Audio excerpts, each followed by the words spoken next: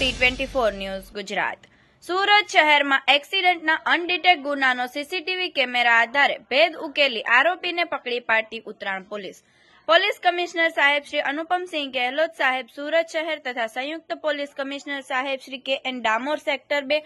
સુરત શહેર તથા અધિક પોલીસ કમિશનર સાહેબ શ્રી RP બારોટ સાહેબ ઝોન 5 સુરત શહેર તથા મદદનીશ પોલીસ કમિશનર સાહેબ શ્રી DS પટેલ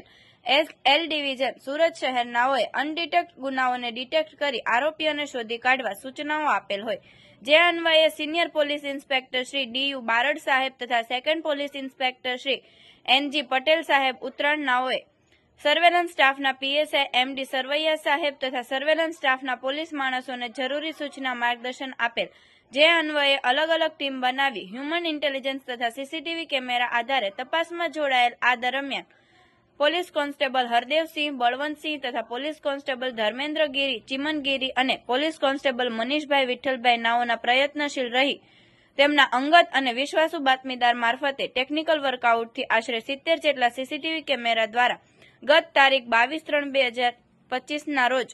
4 વાગ્યે ફરિયાદી તથા તેમની પુત્રી નાઓ સુદામા ચોક પાસેથી મોપેડ પર સવાર થઈ રહેલા તે દરમિયાન અજાણ્યા મોટરકાર ચાલકે પૂર ઝડપે ગફલતભરી રીતે પાછળથી આવીને ટક્કર મારી ગંભીર ઈજાઓ કરી નાસી ગયેલ હોય, જે અંગે ઉત્તરાયણ પોલીસ સ્ટેશન BNS કલમ